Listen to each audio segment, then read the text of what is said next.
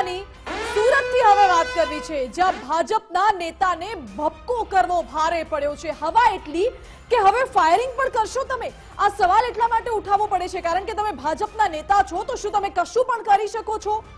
ઉમેશ તિવારી નામ છે એ નેતાનું, જેમને દિંડોલી પોલીસે ધરપકડ કરી છે અને તેઓ એક પ્રસંગમાં ગયા હતા, રોફ જમાવવા માટે હવામાં ફાયરિંગ કર્યું। તેમની પાસે લાયસન્સ વાળી બંદૂક હતી, તો શું તમે લાયસન્સ વાળી બંદૂક છે તો ફાયરિંગ કરશો? ફાયરિંગ કર્યું, એમાં 2 લોકો ઈજાગ્રસ્ત પણ થયા છે અને બંને લોકોને સારવાર માટે હોસ્પિટલમાં ખસેડવામાં આવ્યા છે। મુફદ્દલ, આ કેવી વાત કે ખાલી રોફ જમાવવા માટે, મોજ શોખ માટે ફાયરિંગ કર્યું, લોકોના જીવ જઈ શકતા હતા। આમાં તમે નેતા છો તો કશું પણ કરી શકે શું? એટલે આમાં કેવું છે માનસી, એક નેતા ખેસ પહેરીને લોકોના કરોડો રૂપિયા લૂંટી દે, બીજો એક નેતા પોતાની લાયસન્સ વાળી ગન લઈને નીકળી જાય અને રોફ જમાવવા માટે ફાયરિંગ કરે, અને જોખમી રીતે ફાયરિંગ એવા સંજોગોમાં થયું હોય માનસી કે જ્યાં એના પોતાના જીવ પર કોઈ જોખમ હોય, કેમ કે લાયસન્સ જ્યારે વેપન હોય તો એ શું કામ આપવામાં આવ્યું હોય? એ પોલીસના જે નિયુક્ત કરેલા અધિકારી હોય, બધી જ પરિસ્થિતિ જાણ્યા પછી એ લાયસન્સ આપતા હોય છે કે તમારી આ પરિસ્થિતિ છે, તમે જાહેર જીવનમાં છો, તમે આમ વ્યાપારી પણ છો મોટા, તમારી સામે આવું સંકટ છે, જીવ પર જોખમ આવી શકે છે, એટલે તમારે આ લાયસન્સની અથવા તો આ હથિયારની જરૂરિયાત છે।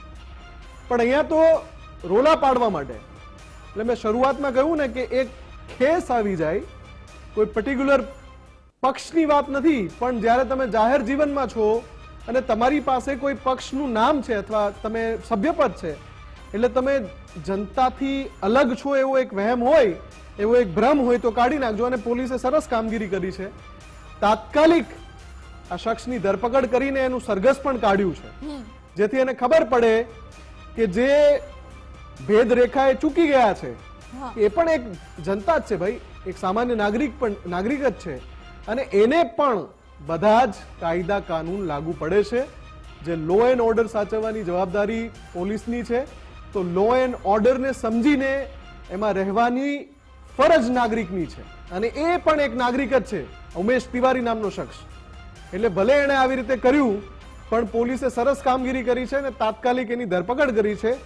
પણ આવા જે તત્વો છે એની અંદર આટલી બધી હવા શબ્દ લખ્યો છે આપણે, હવા ક્યાંથી આવે છે? તો જે પરિસ્થિતિનું નિર્માણ તમે કરો છો ત્યાંથી આ સીન સર્જાય છે। કઈ પરિસ્થિતિનું? કે આવા તત્વો પોતાને બધાથી પર સમજે છે, અને એ જ એને ભાન કરાવવાનું છે કે ભાઈ તમે બધાથી પર નથી, તમે કાયદાથી પર નથી, તમે નાગરિક છો તો એ રીતે રહો જે રીતે બધા નાગરિકો રહે છે, અને એમ એક આમ નાગરિક સાથે જે રીતે કાયદો કામ લે છે એ જ રીતે અહીંયા પણ દરેક તબક્કે, હજુ આ શરૂઆત છે, ધરપકડ થઈ છે, આગળ પ્રોસેસ ચાલે, એમાં પણ દરેક તબક્કે એ રીતે કામ લેવાવું જોઈએ જેથી આવા તત્વોનો ભ્રમ ભાંગે।